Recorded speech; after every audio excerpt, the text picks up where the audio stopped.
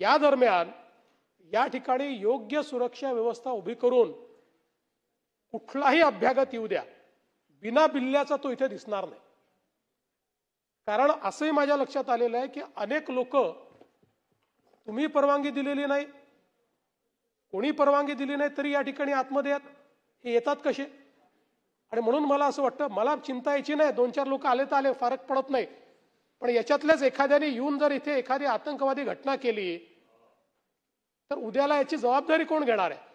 आणि म्हणून इथे सुरक्षा व्यवस्थेमध्ये बदल करून आत येणारा जो व्यक्ती असेल, जसं आमदारांना बिल्ला लावून यावा लागतो, आता ठीक आहे नाही लावला तरी ते ओळखतात, त्यामुळे त्यांचं रिकॉग्निशन आहे. पण त्याच्याकडे कुठलं ना कुठलं ओळखपत्र गळ्यात असलंच पाहिजे. आणि गळ्यात ओळखपत्र नसेल तर सुरक्षा रक्षकांनी त्याला बाहेर काढलं पाहिजे. हे झाल्याशिवाय या ठिकाणी मला असं वाटतं की या गोष्टी आपण निश्चितपणे करू शकणार नाही. आणि म्हणून मला असं वाटतं की म्हणजे अनेक गोष्टींवर आपण खेद व्यक्त केला आहे, पण ते करतील की नाही मला माहीत नाही. पण ज्या लोकांनी आपल्याला संधी मिळाली नाही म्हणून अध्यक्षांना एजंट म्हटलं, अजून कोणाचा हस्तक म्हटलं, त्यांच्या वतीनं मी आपल्याप्रती दिलगिरी व्यक्त करतो. आणि अध्यक्ष महोदय, या ठिकाणी मी जे काही बोललो ते केवळ कुठल्या एका पक्षाला लागू नाही, विरोधी पक्षाला किंवा सत्तारूढ पक्षाला, दोन्हीकडच्या आमदारांना लागू आहे. याचं कारण आपण जसे वैयक्तिक आहोत तसे एक इन्स्टिट्यूशन म्हणून देखील आपली इमेज आहे. एक आमदार जेव्हा चुकीचा वागतो त्यावेळी सगळ्या आमदारांबद्दलचं मत हे समाज तयार करत असतो. तो सत्तारूढ पक्षाचा आहे का विरोधी पक्षाचा आहे कोणी पाहत नाही. सगळ्यांबद्दल हे मत तयार होतं की आपण कुठेतरी सत्तेचा अपव्यवहार करतोय, अपव्यय करतोय. आणि म्हणून मला असं वाटतं की याकडे लक्ष देण्याची खरं म्हणजे आवश्यकता आहे. मग काल आता अनेक आज मला पत्रकार भेटायला आले होते, त्यांनी सांगितलं आमच्याशी धक्काबुक्की झाली. आता अनेक गोष्टी या ठिकाणी होतात, मी सगळ्या गोष्टी काही या ठिकाणी सांगणार नाही. पण मला असं वाटतं की या निमित्ताने हा विषय आज महत्त्वाचा आहे आणि यातनं अतिशय वाईट अशा प्रकारची आपली इमेज या ठिकाणी गेली आहे. आणि म्हणून निश्चितपणे आपण सगळे लक्ष देऊ. या चर्चेची सुरुवात आव्हाड साहेबांनी केली आणि प्रवीण गायकवाड यांच्या प्रकरणापासून स्टेट स्पॉन्सर्ड टेररिझम आहे अशा प्रकारचं त्यांनी सांगितलं. आता खरं म्हणजे आव्हाड साहेब, पहिली गोष्ट तर अशी आहे की या ठिकाणी ही जी काही घटना घडली ती घटना घडल्यानंतर प्रवीण गायकवाड त्याच्यावर तक्रार द्यायला तयार नव्हते. पोलिसांनी स्वतः पुढाकार घेऊन ही तक्रार नोंदवली, त्याच्यावर कारवाई केली. मूळतः झालेला प्रकार हा नॉन कॉग्निझेबल ऑफेन्समध्ये बसतो किंवा कॉग्निझेबल ऑफेन्स बेलेबल इन पोलीस स्टेशनमध्ये बसतो. तथापि याचं गांभीर्य लक्षात घेऊन त्याच्यामध्ये कडक सूचना दिल्या, कडक कारवाई केली आणि जे काही आरोपी होते त्या आरोपींना त्या ठिकाणी अटक केली. आता या आरोपींनी कधीतरी भाजपमध्ये प्रवेश केला होता. आता मी 100 घटना आणलेल्या आहेत की ज्यामध्ये राष्ट्रवादीचा सदस्य असलेल्या, काँग्रेसचा सदस्य असलेल्या लोकांनी काहीतरी अपराध केलेला आहे, हल्ले केलेले आहेत. याचा अर्थ असा घ्यायचा का की राष्ट्रवादी शरद पवार गटानेच सांगितलं त्यांना अशा प्रकारची कारवाई करायला? असं नाही घेत आहेत. हा त्यांचा वैयक्तिक त्या ठिकाणचा प्रश्न आहे. त्यांनी त्यांना सांगितलं की तुम्ही आता इतके वर्ष ती संभाजी ब्रिगेड चालते, आता हे नवीनच एक चालू झालेलं आहे, आता संभाजी ब्रिगेड चालते. तर यांचं म्हणणं आहे संभाजी ब्रिगेड का म्हणता, छत्रपती संभाजी ब्रिगेड का म्हणत नाही? आता ह्या गोष्टी मला असं वाटतं की कुठेतरी आपल्याला लक्षात घ्याव्या लागतील. हे जे काही चाललंय, आपली मनं जी संकुचित व्हायला लागली आहेत याचाही विचार करावा लागेल. पण मी आपल्याला सांगतो, आम्ही देखील या घटनेचा निषेध केला, आम्हीही या हल्ल्याचा निषेधच केलेला आहे. आणि याच्यामध्ये स्टेट स्पॉन्सर्ड टेररिझम वगैरे असं म्हणून याला कुठला तरी वेगळा रंग द्यायचा किंवा याला काहीतरी राज्य स्तरावर झालेला आहे अशा प्रकारे करण्याचा जो तुमचा प्रयत्न आहे तो चुकीचा आहे. घटना चुकीची आहे, त्याच्यावर योग्य ती कारवाई ही खरं म्हणजे या ठिकाणी लावलेली आहे. म्हणजे मी खरं आपल्या लक्षात आणून देतो की आमचे चंद्रकांत दादा सोलापूरमध्ये होते, त्यांच्यावर शाई फेकण्यात आली होती आणि त्यावेळेसही मागणी केली मकोकाला. चंद्रकांत दादांनी सांगितलं मला याच्यामध्ये तक्रार देखील द्यायची नाही. ठीक आहे, त्यावेळेस मग जी काही कारवाई यांच्यावर आली तेवढीच कारवाई त्यावेळेस झाली. आता चंद्रकांत दादा काही लहान माणूस नाहीच आहे ना, त्याच्यामुळे मला असं वाटतं की कुठल्याही परिस्थितीमध्ये अशा प्रकारे याला स्टेट स्पॉन्सर्ड टेररिझम वगैरे म्हणणं हे काही योग्य नाही आहे. आता खरं म्हणजे एक गोष्ट कालपासनं या सभागृहात होते आहे ती म्हणजे हनी ट्रॅप. कोणचा हनी ट्रॅप यांनी आणला मला समजतच नाही. आणि नानाभाऊने तर कुठला बॉम्बच आणला म्हणे. नानाभाऊ आलाच नाही आमच्यापर्यंत बॉम्ब. बरं आमच्याकडे, बरं तुमच्याकडे असला बॉम्ब तर आमच्याकडे दिला तर पाहिजे ना.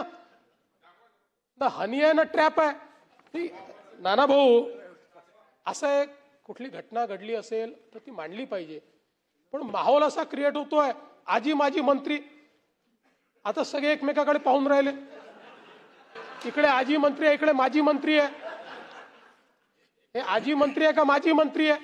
कोण फसलाय हनी ट्रॅप मध्ये?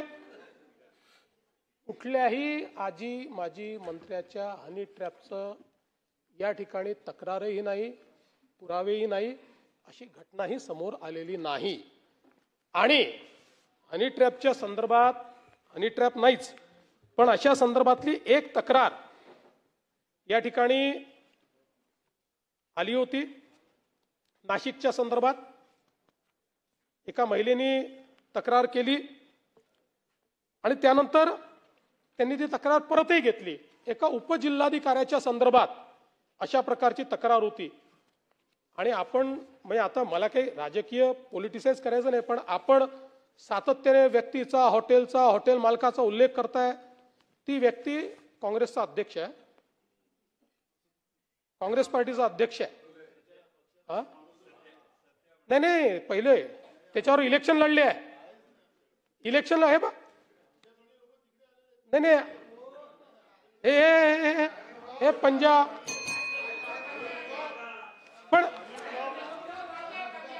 पण नानाभाऊ, मी जाऊ द्या, मी तुम्हाला एवढंच सांगू इच्छितो की अशा प्रकारे सभागृहाचा वेळ घालवणे, सभागृह सोडून जाणे, सभागृहाचा सभात्याग करणे, नीट पुरावे आणायचे, जोरदार मांडायचे. सत्तारूढ पक्षाला बोलती बंद करून टाकायची सत्तारूढ पक्षाची.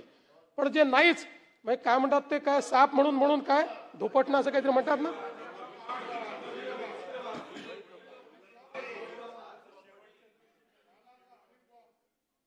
मला असं वाटतं की ठीक आहे,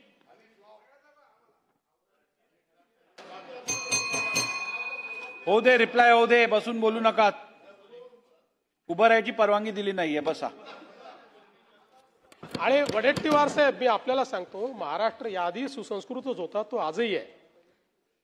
त्यामुळे चिंता करण्याची आवश्यकता नाहीये.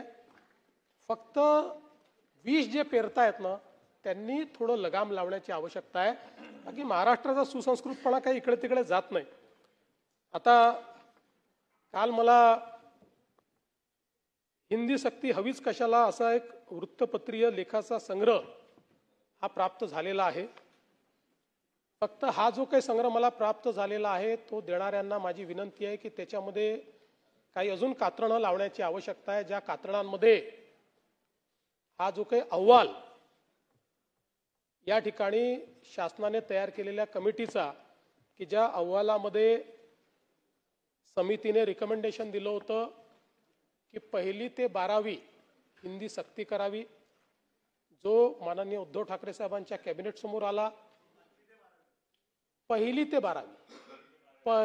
ते 12वी आणि भाषेच्या उपसमितीमध्ये नुसते एक्सपर्ट नव्हते, आपल्या उबाठाचे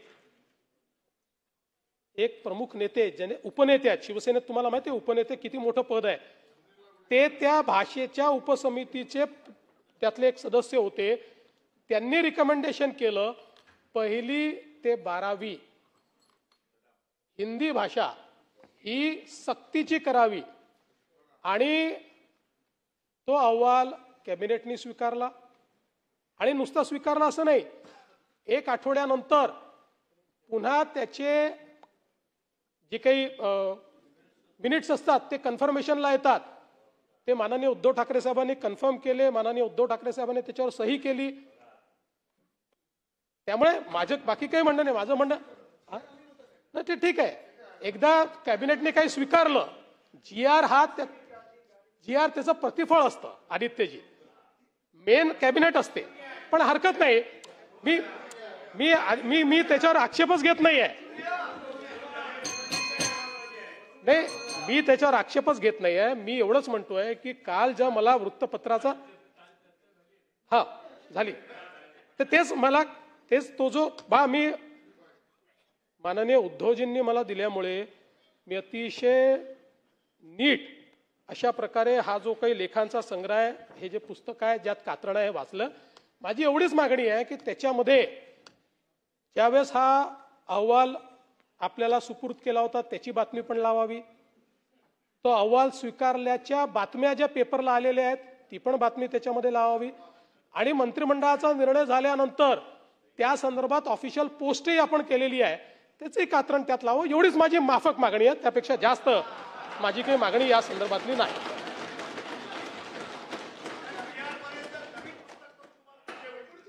येस, आपल्याला पुढची भेट घ्यावीच लागेल, नाहीतर यांना खाद्य कसं मिळेल.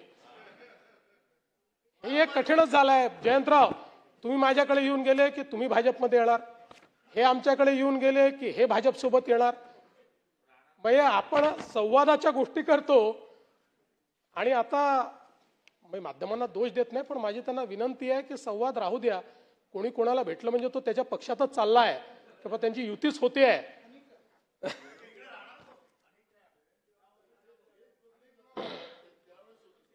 अनेक आमच्या सदस्यांनी या ठिकाणी गुन्हेगारी वाढली आहे, त्याची आकडेवारी वाढली आहे, अशा प्रकारचे अनेक विषय या ठिकाणी मांडले.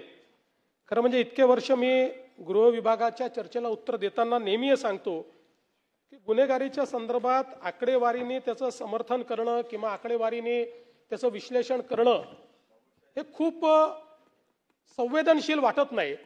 तथापि समोरून आकडेवारी मांडली गेली तर आपल्याला आकडेवारी मांडावीच लागते. आणि म्हणून मी आपल्याला एवढं सांगू इच्छितो की आता 2024ची तुलना केली, म्हणजे 23च्या तुलनेत 24 मध्ये घटल्यात. 24ची तुलना जर केली आपण तर गुन्हे 11,656 कमी आहेत, म्हणजे 6.75% गुन्हे कमी झाले आहेत. मग याच्यामध्ये खून असेल, खुनाचा प्रयत्न असेल, दरोडा असेल, जबरी चोरी असेल, घरफोडी असेल, चोरी असेल, असे सगळे जे गुन्हे आहेत हे गुन्हे या ठिकाणी कमी झालेले आहेत. आणि सायबर गुन्हे उघडकीस येण्याचं प्रमाण जे 2022 मध्ये 16.45% होतं ते आता 19% गेलंय. आणि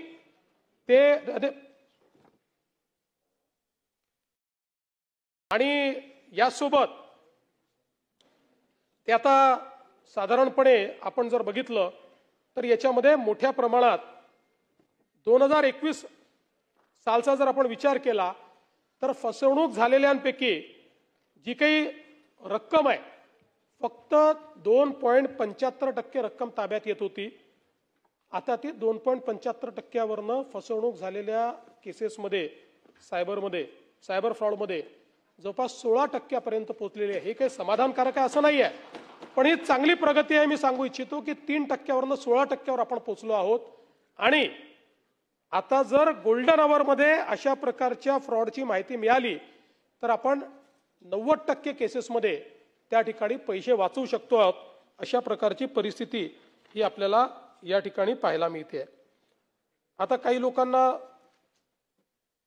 मी गृहमंत्री असलो की नागपूरचीच आवड आहे. सुनील प्रभू साहेब काय असं करताय, का नागपूरला बदनाम करताय आपण? नाही, माहिती चुकीची आहे. चुकीच्या आहे की नागपूरमध्ये गुन्हे वाढले नाही, किंबहुना नागपुरात गुन्हे कमी झाले आहेत. हे आपल्याला सांगू इच्छितो की आपण जर विचार केला तर राज्यामधले गुन्हे कमी होण्याचं प्रमाण हे 6.5% आहे, पण नागपूरमध्ये गुन्हे कमी होण्याचं प्रमाण हे 11% आहे. आणि आपण जर मागच्या वर्षीशी तुलना केली तर 581 गुन्हे हे नागपूरमध्ये कमी झाले आहेत, ज्यामध्ये खुनाचा प्रयत्न 25% कमी आहे, दरोडा 6 घट आहे, जबरी चोरी 60 घट आहे, चोरीचे गुन्हे 248 घट आहे, वाहन चोरी 100 घट आहे. आता सगळं आपल्याला या ठिकाणी वाचून दाखवत नाही. आणि जवळपास प्रतिबंधात्मक कारवाईमध्ये नागपूरमध्ये 12% वाढ झालेली आहे. आणि म्हणून मी आपल्याला एवढंच निदर्शनास आणून देतो की मी गृहमंत्री झाल्यानंतर नागपूरमध्ये गुन्हे वाढले आहे जयंतराव, असं इथे जे भासवण्याचा प्रयत्न होतो ते चुकीचं आहे. आज नागपूरमध्ये खूप मोठ्या प्रमाणात इन्व्हेस्टमेंट येते आहे आणि अशा प्रकारे नागपूरला बदनाम करून नागपुरातली इन्व्हेस्टमेंट थांबावी अशा प्रकारचं तुमच्या मनात नसेल असं मी समजतो.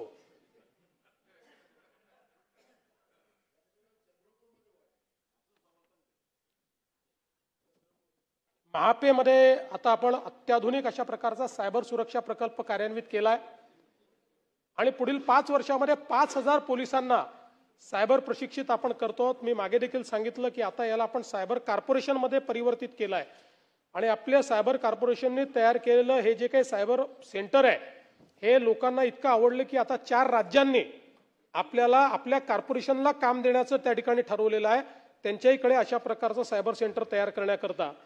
यासोबत आपण नोडल सायबर पोलीस स्टेशन केलं आहे, 50 जिल्ह्यामध्ये सायबर लॅबची क्षमता वृद्धी आपण केली आहे. आपण एक 1945 म्हणजे 1945 असा एक नंबर दिलेला आहे. आता कुठल्याही प्रकारच्या सायबर गुन्ह्यामध्ये 1930 किंवा 1945 हा नंबर जर डायल केला तर तात्काळ आपण त्या ठिकाणी टेक्नॉलॉजी असिस्टेड इन्व्हेस्टिगेशनच्या माध्यमातून अतिशय कमीत कमी वेळात कुठेही ते पैसे गेले असले तरी थांबवू शकतो. अशा प्रकारची व्यवस्था आपण उभी केली आहे. याच्यामध्ये डिजिटल फॉरेन्सिकची व्यवस्था केली आहे, कम्प्युटर इमर्जन्सी रिस्पॉन्स टीमची सर्चची व्यवस्था केली आहे, सेंटर ऑफ एक्सलन्स आपण तयार केला आहे, सिक्युरिटी ऑपरेशन सेंटर आपण तयार केलेला आहे. सायबर घुसखोरीचा प्रतिबंध करण्याकरता, हॅकिंग करता अतिशय महत्वाचं अशा प्रकारचं सगळ्या प्रकारचं सॉफ्टवेअर आपण त्या ठिकाणी घेतलेलं आहे आणि खूप मोठी रोबस्ट व्यवस्था. म्हणजे आता एखाद्या खासगी आस्थापनेलाही आपलं सायबर ऑडिट करायचं असेल तर ते ऑडिट करण्याची क्षमता ही आपण महाराष्ट्रामध्ये या ठिकाणी तयार केलेली आहे. महिला अत्याचाराच्या प्रकरणांमध्येही आपण जर बघितलं तर या ठिकाणी जवळपास 91% प्रकरणं उघडकीस आलेली आहेत. बलात्काराच्या ज्या घटना आहेत त्यामध्ये 98% घटना उघडकीस आलेल्या आहेत. आणि मी फार डिटेलमध्ये जात नाही, पण हे समाजाचं दुर्दैव आहे की आपण जर बघितलं तर बलात्काराच्या या सगळ्या प्रकरणामध्ये 99.52% आरोपी हे पीडितेच्या ओळखीचे किंवा नातेवाईक आहेत. अशा प्रकारची अवस्था आपल्याला पाहायला मिळते. हे समाजाचं अतिशय विदारक अशा प्रकारचं सत्य या ठिकाणी आपल्याला पाहायला मिळत आहे. पण यामध्ये बलात्काराच्या प्रकरणामध्ये 60 दिवसामध्ये निर्गती करण्याचं जे एक आपण लक्ष ठेवलं होतं ते अतिशय चांगल्या पद्धतीने आपण करतो. 2020 पर्यंत आपण 45% केसेसमध्ये, म्हणजे 19ला आपण हा निर्णय घेतला होता, 20 पर्यंत केवळ 45% केसेसमध्ये आपण ही निर्गती 60 दिवसात करायचो. आता अरे नका आणून देऊ रे बाबा, उगीच कोणी काही दिलं तरी डिस्टर्ब होतं जरा. आता जर आपण बघितलं तर 60 दिवसामध्ये बलात्काराच्या गुन्ह्यामध्ये 97.3% इथपर्यंत आपण निर्गती केली आहे. म्हणजे 97.3% केसेसमध्ये 60 दिवसाच्या आत सगळं इन्व्हेस्टिगेशन संपवून आपण चार्जशीट त्या ठिकाणी दाखल करतो आहे. त्यामुळे मला असं वाटतं की आपली जी सगळ्यांची अपेक्षा आहे, आणि मध्यंतरीच्या काळात आपणही वाचले असतील, वेगवेगळ्या प्रकारे आता ज्युडिशियरी देखील आपल्याला मदत करते. 7 दिवसात केसचा निकाल, 15 दिवसात केसचा निकाल, अशा पद्धतीने देखील काही निकाल या ठिकाणी आलेले आहेत. यासोबत ऑपरेशन मुस्कान की जी हरवलेली बालकं आपण ज्याच्यामध्ये शोधतो, पोलिसांनी त्यातही अतिशय उत्तम काम केलेलं आहे. आणि आतापर्यंत वेगवेगळ्या ऑपरेशन्समध्ये 41,193 मुलं ही आपण सोडवून आणलेली आहेत. आणि एवढंच नाही तर आता दरवेळेस आपल्या सभागृहामध्ये महिलांच्या संदर्भातला विषय येतो, मग ती आकडेवारी येते आणि मग आपल्याला ते सांगावं लागतं की वर्षभरात या महिला सापडतात, 90% वर महिला त्या ठिकाणी सापडत असतात. पण आता आपण एक मिसिंग सेल तयार केलेला आहे आणि या मिसिंग सेलच्या माध्यमातून प्रत्येक पोलीस स्टेशनमध्ये हरवलेल्या किंवा निघून गेलेल्या महिला, मिसिंग ज्या महिला आहेत यांचं परमनंट ट्रॅकिंग केलं पाहिजे, अशा प्रकारचा आपला प्रयत्न आहे. कारण आपण हे पाहतो की वर्षभर ट्रॅकिंग होतं, मग कुटुंबातले लोकही लक्ष देत नाही, पोलीसही लक्ष देत नाही. आणि म्हणून हा एक स्पेशल सेलच आपण तयार केलेला आहे आणि या सेलने एक ऑपरेशन शोध म्हणून जो काही काम हातामध्ये घेतलं होतं, अतिशय चांगलं काम त्या माध्यमातून केलेलं आहे. त्यामुळे मला असं वाटतं की त्याहीबद्दल अतिशय संवेदनशीलतेनं या ठिकाणी काम चाललेलं आहे. अंमली पदार्थांच्या संदर्भात खरं म्हणजे या सभागृहात लक्षवेधीच्या उत्तरातही मी बरीच माहिती दिलेली आहे.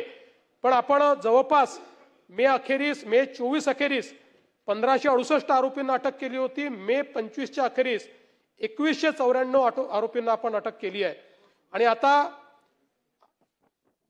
प्रत्येक पोलीस स्टेशनला आपण नार्कोटिक्सचा वेगळा सेल तयार केलेला आहे, ज्याच्यामध्ये जवळपास 5975 अंमलदार आणि 1974 पोलीस अधिकारी हे स्पेशली नार्कोटिक सेल करता या ठिकाणी आपण रिक्रूट केलेले आहेत किंवा त्यांना ते काम दिलेलं आहे.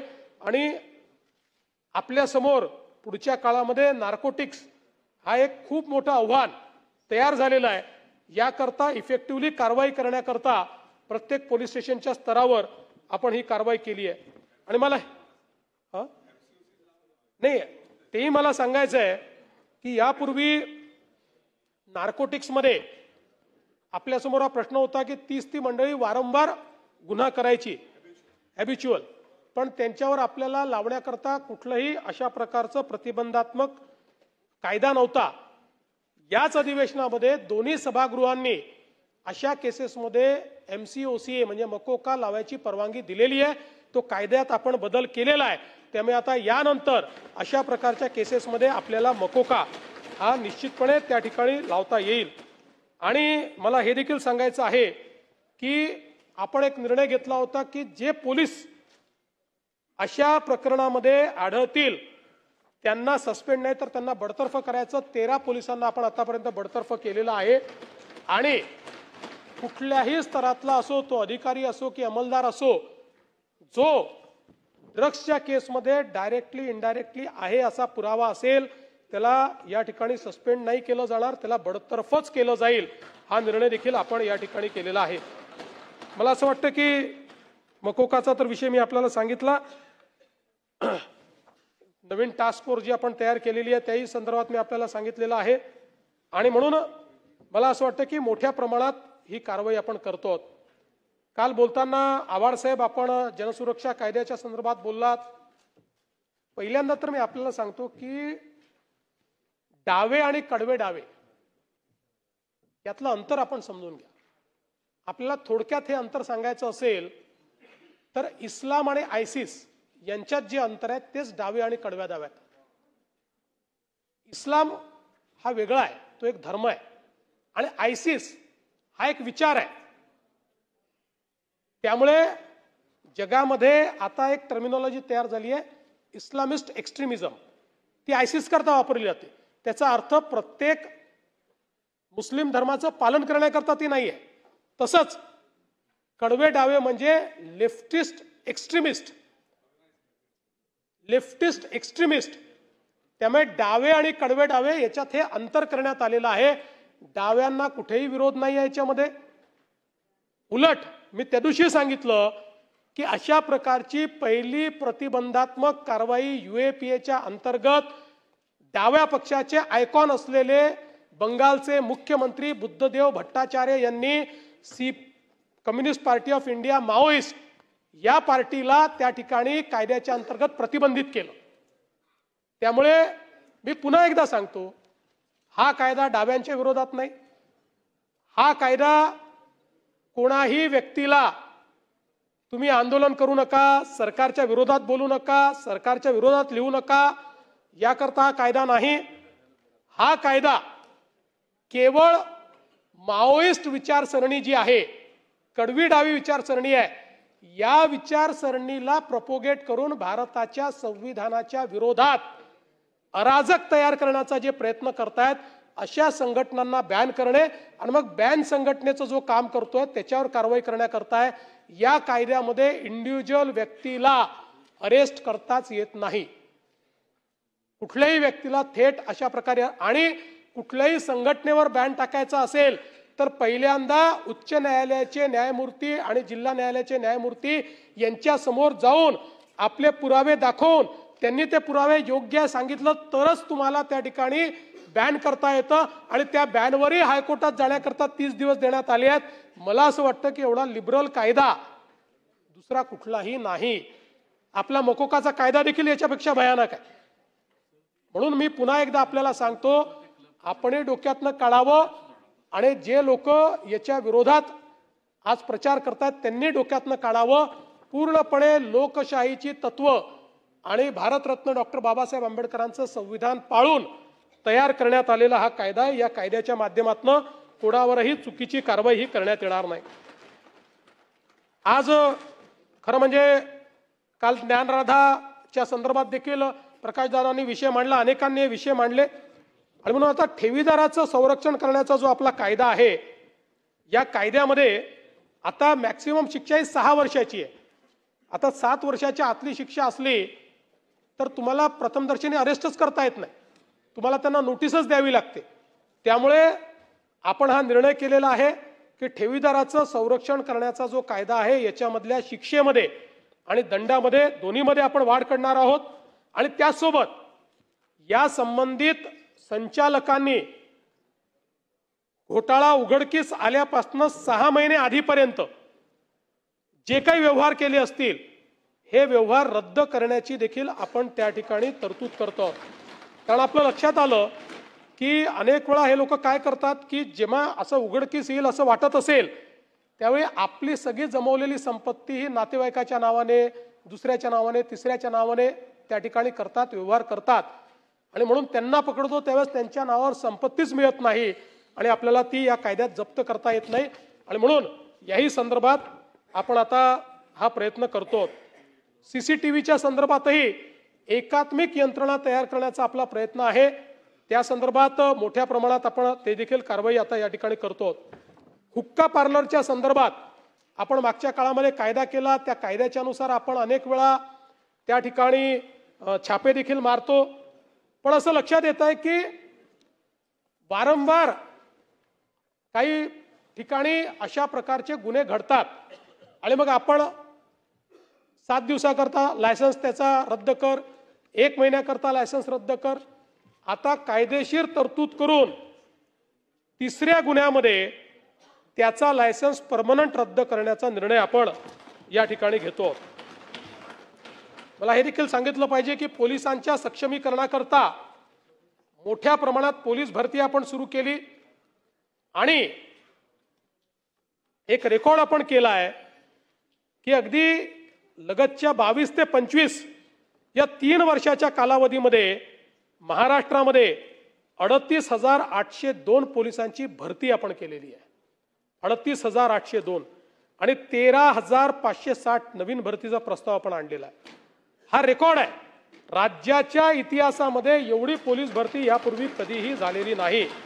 म्हणजे हे जर आपण पूर्ण केलं तर 49,362 पोलिसांची भरती पूर्ण होईल.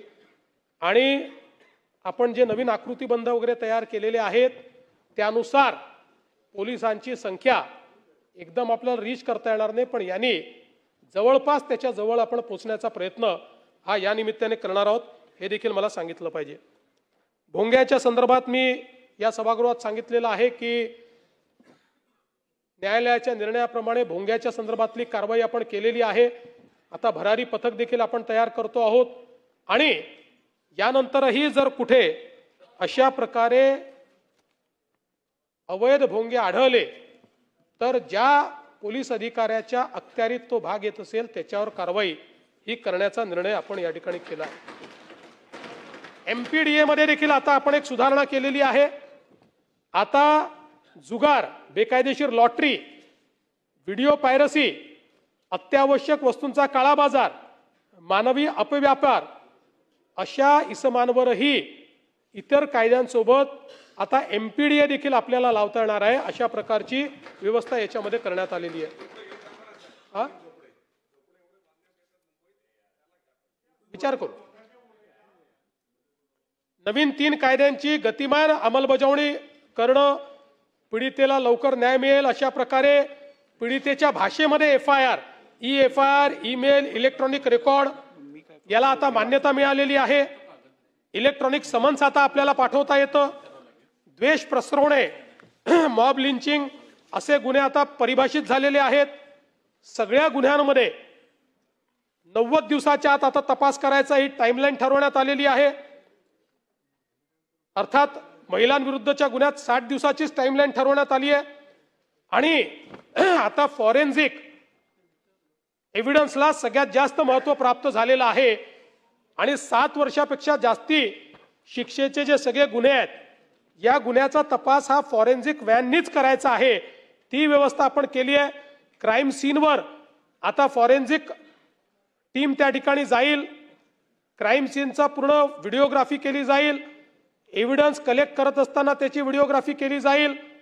कारण आपल्याला माहिती आहे की अनेक वेळा मग पंच सांगतात आम्ही नव्हतोच, आमच्या सह्या नंतर घेतल्या, हे इथे जप्तच झालेलं नाही आहे.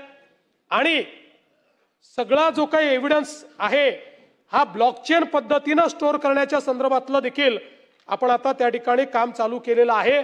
जेणेकरून चाकूच बदलला, रक्तच बदललं अशा प्रकारची कुठलीही त्या ठिकाणी आता व्यवस्था होणार नाही. अशा प्रकारचा आपण प्रयत्न केलाय. आणि या नवीन कायद्याने सगळ्यात चांगलं जर काही केलं असेल तर या नवीन कायद्यामध्ये क्रिमिनल जस्टिस सिस्टीममध्ये प्रॉसिक्युशन किंवा डिफेन्स 2 पेक्षा जास्त तारखा मागू शकणार नाही अशा प्रकारचा नियम या नवीन कायद्याने केलेला आहे. त्यामुळे या ज्या काही आपल्या गुन्ह्यांमध्ये तारीख पे तारीख जे चालायचं ते देखील आता या ठिकाणी बंद होणार आहे. आणि म्हणून मला असं वाटतं की आता आपल्या संपूर्ण पोलीस फोर्सचं हे जे काही माननीय मोदीजींच्या नेतृत्वात अमितभाई शहांनी 3 नवीन कायदे तयार केले आहेत त्याचं पूर्ण प्रशिक्षण आपण केलं आहे. त्या संदर्भातली जी काही इन्फ्रास्ट्रक्चर आहे त्यातलं सगळं इन्फ्रास्ट्रक्चर आपण आता तयार करतो. अजून सगळ्या व्हॅन्स आपल्या आलेल्या नाहीत, पण त्या आल्यानंतर क्रिमिनल जस्टिस सिस्टीममध्ये देखील मोठ्या प्रमाणात बदल होताना आपल्याला पाहायला मिळेल. खरं म्हणजे अनेक वेळा लोक नरेटिव्ह सेट करण्याचा प्रयत्न करतात. मग त्या ठिकाणी एक नरेटिव्ह सेट करण्याचा प्रयत्न केला की नाशिक जिल्ह्यामध्ये शेतकऱ्याने आंदोलन केल्यामुळे त्याच्यावर खुनाचा गुन्हा दाखल झाला. आता मला हे एवढ्याकरता सांगायचं आहे की दिवसभर टीव्हीवर चालतो. आता याची फॅक्ट काय आहे? फॅक्ट अशी आहे, बलात्काराचा गुन्हा दाखल झाला 8 जुलै 2023ला 3:41 8 जुलै 2023. आणि या व्यक्तीवर आंदोलक म्हणून गुन्हा दाखल झाला 2025 साली, म्हणजे 2 वर्षांनी. आणि या ठिकाणी चाललाय की आंदोलन केलं म्हणून बलात्काराचा गुन्हा दाखल झाला. तर मला असं वाटतं की आता ठीक आहे, याच्या फार मी खोलात जात नाही, पण या सगळ्या गोष्टी जरा लक्षात घेण्याची गरज आहे. एक बीडमधलं महादेव मुंडे हत्या प्रकरण देखील या ठिकाणी आलं. याच्यामध्ये खरं म्हणजे आपण जर बघितलं तर मोठ्या प्रमाणात तपास चाललेला आहे. आत्तापर्यंत तंत्रज्ञानाचा वापर करून मिळालेल्या माहितीचं विश्लेषण करून 196 इसमांकडे विचारपूस केली आहे. मय्यत याचा पैशाच्या देवाणघेवाणीवरून कुठे वाद झाला होता का याबाबत 83 साक्षीदारांकडे तपास केलेला आहे. जे काही मोबाईल क्रमांक आलेले आहेत मेल किंवा त्यांच्या याच्यावर सेव्ह आहेत 286 लोकांकडे तपासणी केलेली आहे. 37 साक्षीदारांचे जबाब नोंदवलेले आहेत. आणि त्यासोबत जो काही व्हिसेरा अहवाल आहे या संदर्भातही मोठ्या प्रमाणात पुन्हा त्याची तपासणी करणं चाललेलं आहे. खरं म्हणजे परळीच्या एका जंगलाजवळ खुल्या मैदानावर हा हल्ला झाला. तिथे प्रत्यक्ष साक्षीदार हा सापडला नाही, पण 1.5 महिन्याने एका महिलेने ही घटना पाहिल्याचं कळलं आणि म्हणून तिची संपूर्ण चौकशी केली. तिने 2 व्यक्ती आपापसात भांडत होते असं मी बघितलंय असं त्या ठिकाणी सांगितलं. आणि म्हणून आता संपूर्ण डंप डाटा देखील आपण चेक करतो आहोत. जवळपास 150 नंबरचा डंप डाटा हा त्या ठिकाणी चेक करण्याचं काम चाललेलं आहे.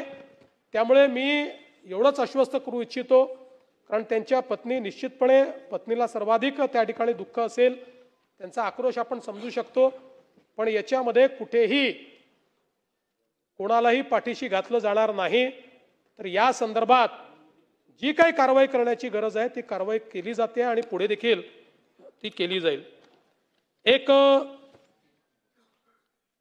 आव्हाड साहेबांनी ठाणे शहरात जमील शेख याची काही निगरूण हत्या झाली, त्याच्या तपासामध्ये पोलिसांनी हलगर्जीपणा केलाय असं सांगितलं. हे जमील शेख महाराष्ट्र नवनिर्माण सेनेचे पदाधिकारी आणि आरटीआय कार्यकर्ते होते. आणि हे जे काही फिर्यादी आहेत फैजल शेख यांनी जी काही फिर्याद दिली त्या फिर्यादीमध्ये त्यांनी सांगितलं की स्थानिक नगरसेवक नजीब मुल्ला यांचे कट्टर राजकीय विरोधक होते व जमील शेख हे नजीब मुल्ला यांच्या अनधिकृत कामाची माहिती आरटीआय मार्फत प्राप्त करत होते. त्यामुळेच नजीब मुल्ला यांनी जमील शेख यांचा खून करण्याचे कारस्थान रचले असा मला संशय आहे, असं फिर्यादीमध्ये त्यांनी त्या ठिकाणी सांगितलेलं आहे. यामध्ये 9 आरोपी निष्पन्न झाले आहेत. 7 आरोपींना अटक करण्यात आली आहे. 2 आरोपींचा अजून शोध सुरू आहे. 7 अटक आरोपींपैकी या ठिकाणी एका आरोपीला न्यायालयाने जामिनावर मुक्त केले आहे. 6 आरोपी न्यायालयीन कोठडीत आहेत. आणि आपण जे या ठिकाणी सांगितलं की यामध्ये जो मुख्य आरोपी आहे त्याने नजीब मुल्ला यांचं नाव घेतलेलं नाही, पण 2021 मध्ये 3 साक्षीदाराने 164 स्टेटमेंट दिलेला आहे आणि त्या 164 स्टेटमेंटमध्ये या तिघांनी नजीब मुल्ला याचं नाव घेतलेलं आहे. आणि त्यानुसार आत्ता तरी पोलिसांनी जी काही चौकशी केलेली आहे त्या चौकशीत यांनी दिलेलं विवरण आणि प्रत्यक्ष घटना याच्यामध्ये जी पुराव्याची साखळी मिळायला पाहिजे ती पुराव्याची साखळी नाही, त्यात विसंगती दिसते आहे. तथापि जे मय्यत आहेत त्यांच्या दोन्ही मुलींनी अतिशय आक्रोशाने हा मुद्दा या ठिकाणी मांडलेला आहे. आणि म्हणून पुन्हा एकदा याची चौकशी ही निश्चितपणे या ठिकाणी स्वतंत्रपणे केली जाईल आणि या सगळ्या पुराव्यांना पुन्हा एकदा पडताळून कुठेही जर यामध्ये संबंधित व्यक्तीचा सूत्रामही संबंध असेल तर त्यांच्यावर कारवाई केली जाईल. एक विठाबाई पडळकर यांच्या संदर्भातला विषय या ठिकाणी मांडण्यात आला. खरं म्हणजे याच्यामध्ये जर आपण बघितलं तर कायदेशीर अशा प्रकारे रजिस्ट्री झालेली आहे. आजकाल आपल्याला माहिती आहे रजिस्ट्रीला उपस्थित राहावं लागतं, रजिस्ट्रीला उपस्थित राहून फोटो लावावे लागतात. या सगळ्या गोष्टी या ठिकाणी झालेल्या आहेत. तथापि या सभागृहामध्ये हा विषय आलेला असल्यामुळे निश्चितपणे याची ही चौकशी जी आहे ती योग्य प्रकारे केली जाईल. आपण ठाणे इथल्या रतनशी प्रेमशी चॅरिटेबल ट्रस्टचा एक विषय मांडला. या ट्रस्टची जमीन ट्रस्टीनी बेकायदेशीररित्या विकली आणि त्याची जी किंमत होती त्या किमतीपेक्षा कमी किमतीमध्ये म्हणजे त्यांनी प्रिव्हिलिंग रेडी रेकनर रेटनी ती विकली, पण त्याची जी मार्केट रेट आहे हा अतिशय जास्त आहे. आणि म्हणून हे जे काही ट्रस्टी आहेत त्यांच्या मुलानेच तक्रार केली आणि तोच मुलगा माननीय उच्च न्यायालयात गेला. उच्च न्यायालयाने त्याच्यावर हे सांगितलं की हा व्यवहार बरोबर नाही आहे. परत ट्रस्ट सर्वोच्च न्यायालयात गेलं. आता सर्वोच्च न्यायालयाने या संदर्भात जैसे थे परिस्थिती दिलेली आहे. याच्यामध्ये गुन्हा नोंदवलेला आहे. आता जैसे थे परिस्थिती असल्यामुळे त्याच्यामध्ये प्रोसीड करता येत नाही. सर्वोच्च न्यायालयाच्या निर्णयाच्या आधारावर या संदर्भात जी काही पुढची कारवाई आहे ती कारवाई निश्चितपणे केली जाईल. परभणी येथील सोमनाथ सूर्यवंशी यांच्या दुर्दैवी मृत्यूच्या प्रकरणामध्ये या ठिकाणी काही मुद्दे मांडण्यात आले. मी पुन्हा सभागृहाला सांगू इच्छितो की याच्यामध्ये ओपिनियन्स वेगवेगळे आले. पहिल्यांदा जे काही कारण दिलंय शॉक फॉलोइंग मल्टिपल इंजुरीज असं कारण दिलेलं आहे. आणि हिस्टोपॅथॉलॉजीचा जो रिपोर्ट आहे त्यामध्ये मयताच्या हृदयास ट्रिपल वेसल डिसीजचा गंभीर आजार असल्यामुळे मृत्यू झाल्याचं त्यात दिलेलं आहे. आणि म्हणून ह्या दोन वेगवेगळे ओपिनियन आल्यामुळे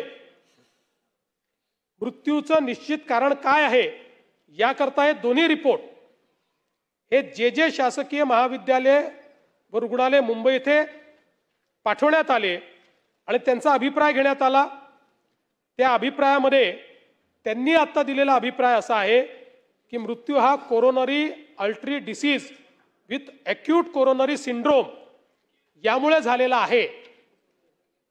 त्यामुळे हा काही निष्कर्ष सरकारने काढलेला नाही, हा निष्कर्ष हा जेजेने दिलेला आहे. तथापि अजूनही सरकार याच्यात अंतिम निष्कर्षाला आलेलं नाही. या संदर्भात एक आपण कमिशन नेमलेलं आहे. त्या कमिशनचा रिपोर्ट आल्यानंतरच या संदर्भातला अंतिम निर्णय घेण्यात येईल.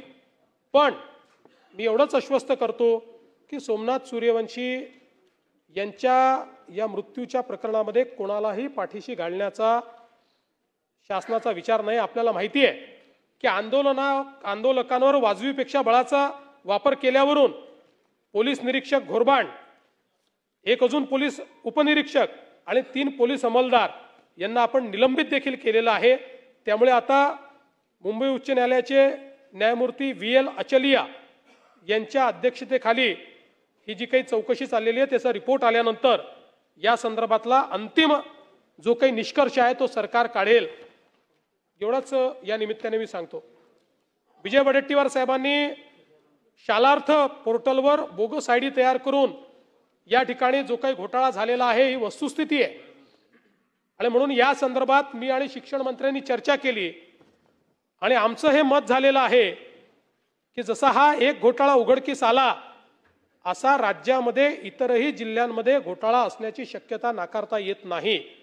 आणि म्हणून या संदर्भात आम्ही SIT तयार करण्याचा निर्णय घेतलेला आहे आणि टेक्नॉलॉजीचा वापर करून इतरही ठिकाणी अशा प्रकारचा शालार्थ ID घोटाळा झाला आहे का की ज्या माध्यमातून लॉग इन आणि पासवर्ड वापरून गैरमार्गाने ज्यांची नियुक्तीच झालेली नाही त्यांना दाखवून त्यांचे पगार काढण्याचा हा जो प्रयत्न आहे हा अतिशय चुकीचा आहे. आणि म्हणून याची पूर्ण चौकशी इतरही ठिकाणची ही निश्चितपणे केली जाईल.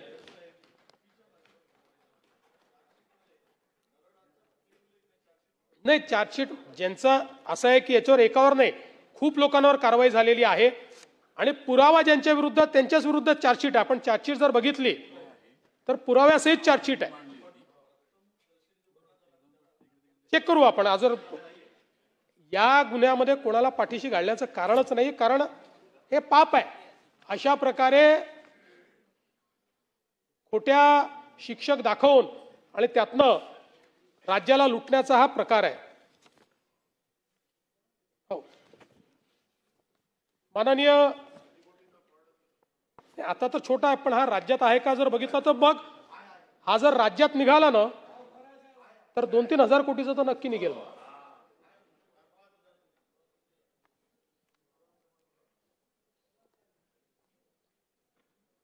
माननीय जयंत पाटील साहेबांनी आमच्या लेबर विभागाच्या संदर्भात काही मुद्दे या ठिकाणी उपस्थित केले आणि जळगावचा उज्ज्वल प्रकाश हा त्यांनी या ठिकाणी मांडला.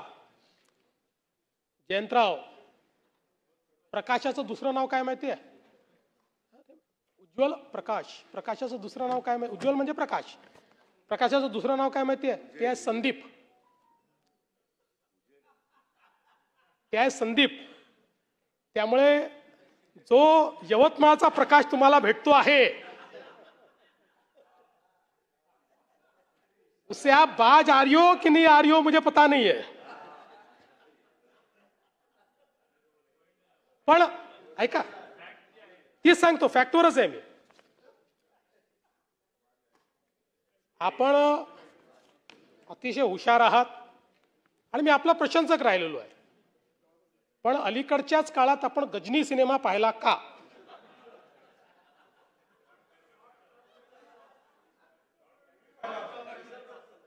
असा प्रश्न माझ्यासमोर उपस्थित झाला आहे. याचं कारण आपण ज्यांच्यावर आक्षेप घेतला त्यांच्या संदर्भात ती नसतीच मी घेऊन आलो आहे. नाही, जे काय ठीक आहे, आपण तेच ते लोक करतायत. आपल्याला मी आपल्याला सांगू इच्छितो की या ठिकाणी काही काळाकरता आपण मंत्री होतात.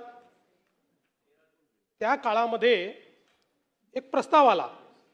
प्रस्ताव काय होता, म्हणजे ते काय होतं, त्यात मुदतवाढ मागितली होती की काही लोकांचं राहिलेलं आहे आणि जुन्या जे पुरवठादार आहे त्या पुरवठादाराकडे अजून किट्स शिल्लक आहेत, तर तेवढ्या 1,23,000 किट्स 1,53,000 किट्स वाटण्याची परवानगी द्यावी काय.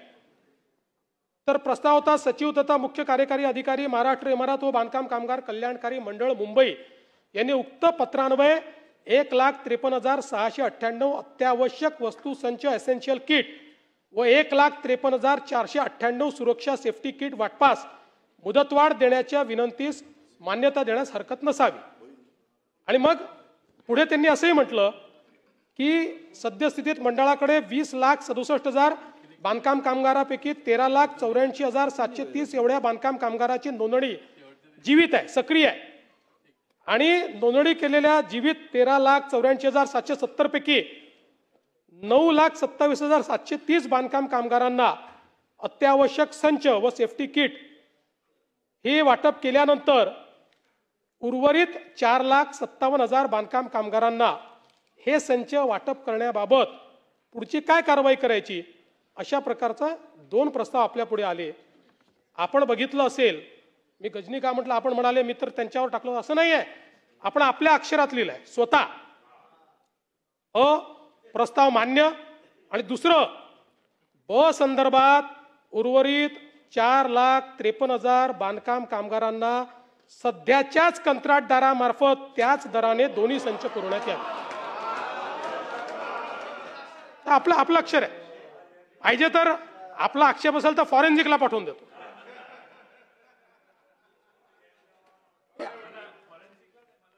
तुम्हाला पाठवतो.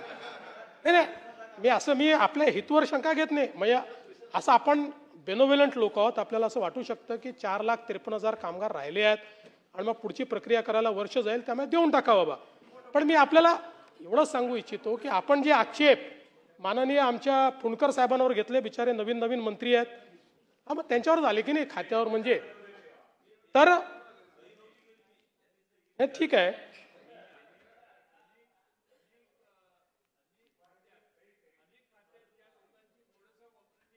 हा, अगदी तेच करायचं आपल्याला. त्यानंतर एवढंच नाही तर मी ही जी तुम्हाला म्हणजे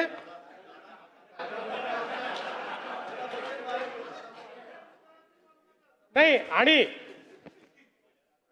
तसं जयंतराव तुम्हाला सल्लागाराची आवश्यकता नाही, पण ऐका ना, पण त्यावेळी तुम्हाला कोणीतरी चुकीचा सल्लागार भेटला होता. याचं कारण ही जी काही आपण कामगारांची तपासणी करतो, या तपासणीच्या संदर्भातले त्याच वेळी एक टेंडर होतं नोंदित कामगारांच्या आरोग्य तपासणीच्या संदर्भातलं, आणि त्याच्यामध्ये काय काय काय काय करावं असं सगळ्या गोष्टी होत्या. मग याच्यामध्ये काहीतरी वाढ करावी अशा प्रकारचा एक प्रस्ताव आपल्याकडे आला आणि त्या सगळ्याला म्हणजे वाढीवला तर आपण मान्यता दिलीच, पण त्याचसोबत या ठिकाणी आपण काय लिहिलं त्याच्यावर, वरील प्रस्ताव मान्य. सन 2023 पर्यंतचा प्रस्ताव होता. प्रस्ताव काय होता तर टेंडर प्रमाणे 15/2/21 ते 14/2/23 या 2 वर्षामध्ये यापूर्वीच्या अटीवर, म्हणजे नवीन टेंडर काढा असं म्हटलंच नव्हतं, खरं म्हणजे नवीन टेंडर काढायला पाहिजे होतं, पण ठीक आहे 2 वर्षाकरता या पूर्वीच्या अटींवरच त्यांना देण्यात यावं. आपण काय लिहिलं त्याच्यामध्ये, वरील प्रस्ताव मान्य.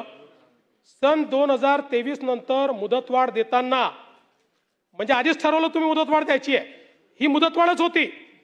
मुदतवाढ देताना मागील काम योग्य असल्यास विभागाच्या सचिवाकडून त्यांच्या स्तरावर मुदतवाढ देण्यात येईल.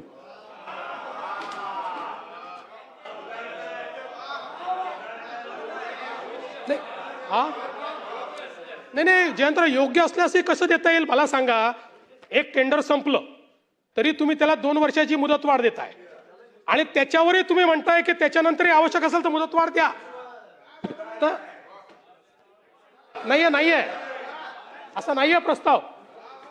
तुमच्या अक्षरात लिहिलं. परत दादांना वाचायला देतो. आता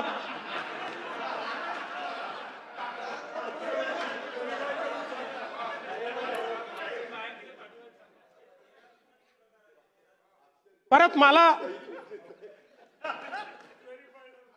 व्हेरीफाय झालं. मला तुमच्या हेतूवर शंका घ्यायची नाही आहे. मी तुम्हाला सांगू इच्छितो की हे जे काही तुम्ही सांगताय खात्यामध्ये उत्तम काम आपले मंत्री करतायत, चांगलं चालेल. आणि आता आपण एक अजून मुद्दा उपस्थित केला की अशा अटी आणि शर्ती का टाकल्या टेंडरच्या. मी आपल्याला निदर्शनास आणून देतो की आत्ता टेंडरच्या ज्या अटी शर्ती आहे 100% CVC गाईडलाईन प्रमाणे. त्याच्यात डायल्युशन जर केलं तुम्ही म्हणताय ते, तर CVCच्या गाईडलाईनचा त्या ठिकाणी भंग होईल. आणि म्हणून CVCच्या गाईडलाईन प्रमाणे अटी व शर्ती टाकून याचं टेंडर होत आहे. आता ते टेंडर कोणाला मिळणार, काय मिळणार याच्यामध्ये मला जायचं नाही. जो पात्र असेल त्यांनी ते टेंडर भरावं आणि ते टेंडर घ्यावं.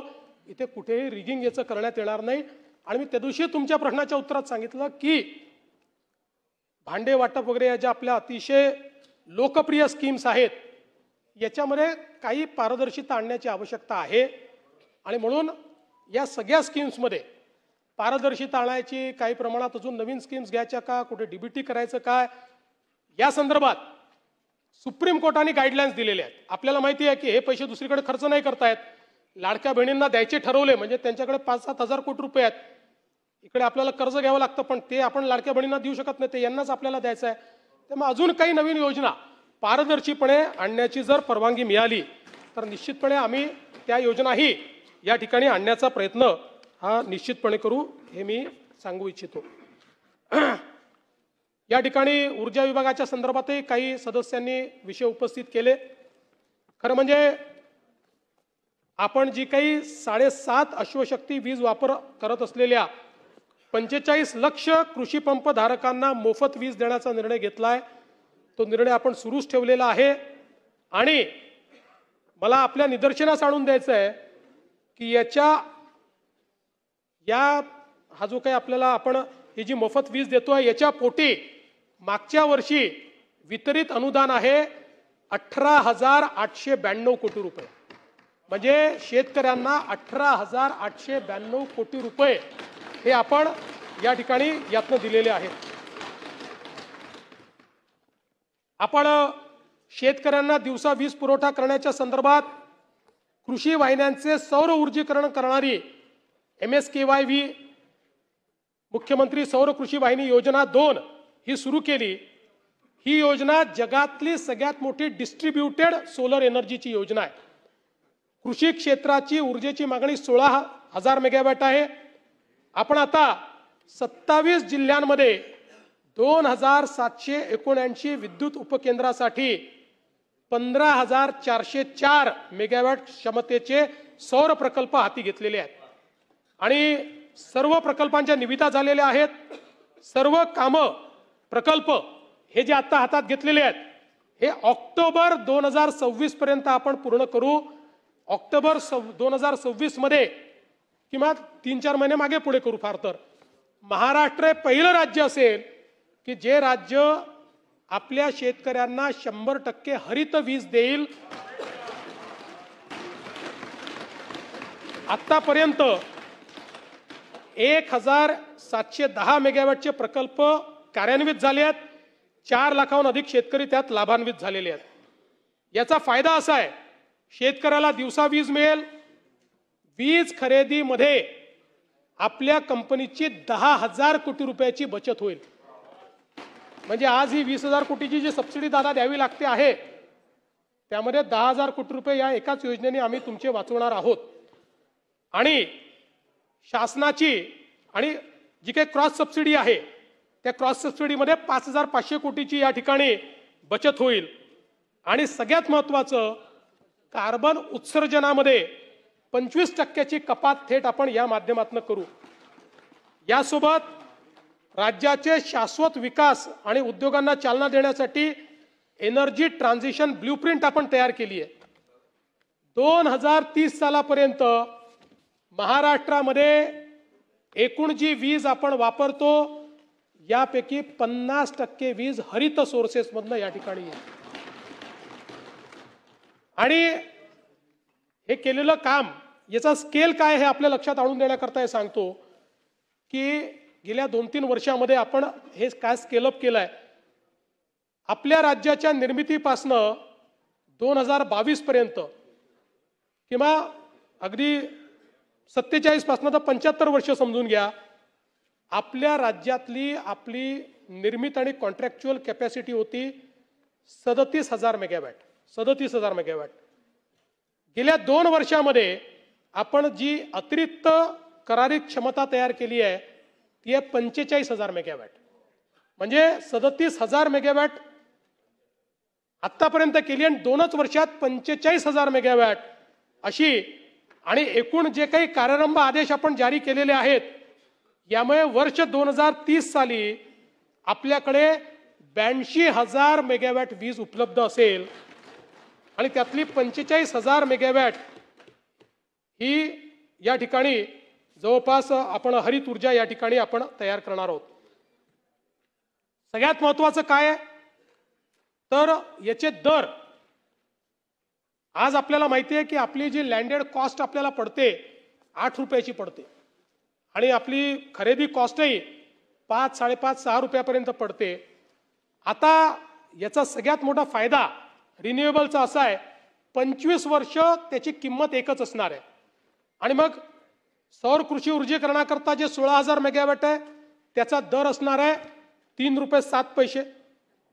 युटिलिटी स्तराचे जे मोठे सौर प्रकल्प आहेत ज्यातनं 11,450 मेगावॅट वीज मिळणार आहे त्याचा दर असणार आहे फक्त 2 रुपये 70 पैसे पुढचे 25 वर्ष.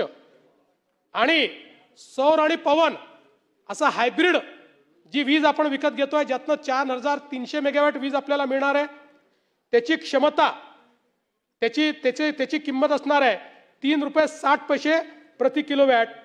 आणि काय नाही तो नाही लागणार. हा नाही याला युनिट म्हणजे याचा युनिट किलोवॅट असल्यामुळे तसं आपण म्हणतोय ते युनिटच होत होते. त्यानंतर पंप स्टोरेज याच्यामध्ये परत 3 रुपये 20 पैसे ज्यातनं आपल्याला 28,000 मेगावॅट प्रति तास मिळणार आहे. आणि बॅटरी स्टोरेज 1,500 मेगावॅट यातनं मिळणार आहे ती देखील 2 रुपये 19 पैसे. आणि जी काही फर्म अँड डिस्पॅचेबल ॲन्युअल जी काही पॉवर आहे ही 4 रुपये 60 पैसे प्रति किलोवॅट. म्हणजे मला हे सांगायचं आहे की पुढच्या 25 वर्षामध्ये आता आपल्याला स्थिर दराने म्हणजे आपली कोळशाची ऊर्जा सोडून बाकी ऊर्जा ही स्थिर दराने मिळणार असल्यामुळे आपण पुढच्या 5 वर्षाकरता महाराष्ट्रामध्ये विजेचे दर हे कमी करू शकलेलो आहोत. आणि मला सांगताना आनंद वाटतो की जर गेल्या 20 वर्षात आपण बघितलं तर दरवर्षीचा विजेचे दर वाढण्याचा जो आपला वार्षिक दर आहे दरवर्षी 9.20%नी 9.20% आपण विजेचे दर वाढवायचो. आपल्याला माहिती आहे एकदा MERCने सांगितलं की ते ऑटोमॅटिक वाढतात ते काही वाढवून करावे लागत नाही. पण 25-26 पासून 29-30 पर्यंत दरवर्षी विजेचे भाव हे 1.96% ॲव्हरेज आणि वेगवेगळ्या कॅटेगरीमध्ये वेगवेगळ्या पद्धतीनं दरवर्षी कमी होतील. आणि म्हणून आपल्या 70% कन्झ्युमर करता आजचे जे दर होते त्याच्या 26% कमी दर हे त्याला 2030 मध्ये द्यायचे आहेत. आपण जर बघितलं तर घरगुती 8.4 रुपयाचा आज त्याला द्यावा लागतोय तो 6 रुपये त्याला फक्त दर पडणार आहे. वाणिज्यिकला 16.97 आहे त्याला 15.87 द्यावा लागेल 30 सालापर्यंत. आणि जे काही औद्योगिक आहे त्यांना 10 रुपये 88 पैशाच्या ऐवजी 9 रुपये 97 पैसे द्यावा लागणार आहे. आणि जर आपल्या नेहमीच्या पद्धतीने 9% जी वाढ आहे ती गृहीत धरली असती तर औद्योगिकला 10 रुपये 88 पैशाच्या ऐवजी 15 रुपये 77 पैसे द्यावे लागले असते. वाणिज्यिकला 16 रुपये 97 पैशाच्या ऐवजी 23 रुपये 91 पैसे द्यावे लागले असते. आणि घरगुतीला 8.14 रुपयाच्या ऐवजी 8 रुपये 14 पैशाच्या ऐवजी 11.32 रुपये द्यावे लागले असते, पण आता या स्थिर आकारामुळे हा एक महत्त्वाचा विषय या ठिकाणी होतोय।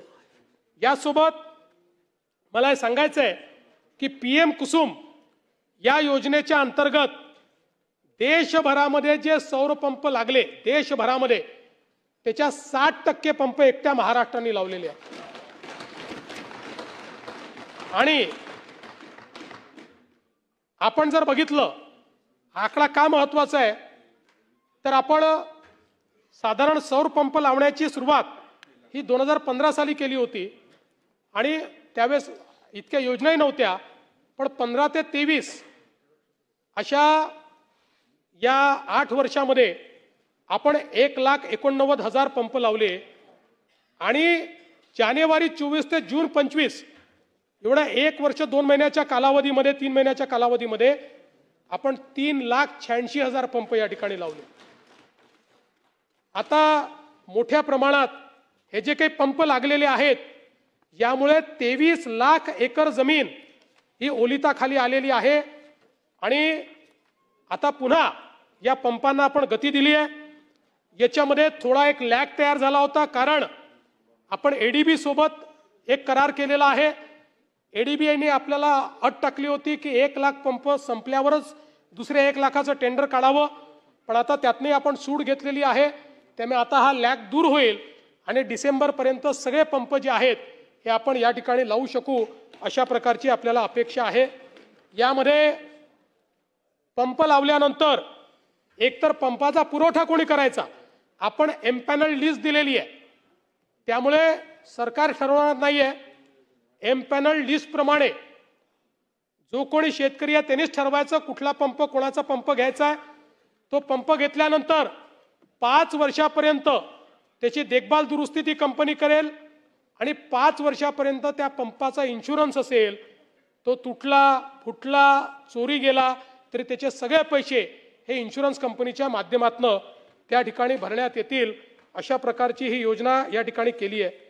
यासोबत प्रधानमंत्री सूर्यघर योजना या योजनेत महाराष्ट्र दुसऱ्या क्रमांकावर आहे।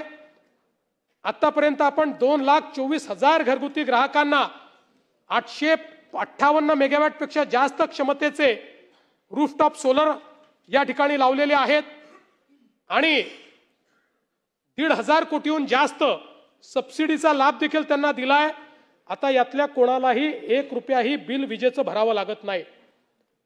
प्रधानमंत्री आवास योजनेच्या अंतर्गत 30 लाख घरं आपल्याला केंद्र सरकारने दिली आहेत। या प्रत्येक घरावर रूफटॉप सोलर लावण्याचा आपण निर्णय घेतलेला आहे, त्यामुळे या 30 लाख कुटुंबांना पुढे विजेचं बिल येणार नाही, त्यांना मोफत वीज मिळेल। आणि एवढंच नाही तर नुकतंच मंत्रिमंडळाने 0 ते 100 युनिट वीज वापरणाऱ्यांना मोफत वीज मिळावी म्हणून जे 70% आपले ग्राहक आहे, एक राज्याची योजना तयार केली आहे स्मार्ट या नावाने, महाराष्ट्र ऑफसाईक रूफटॉप सोलर।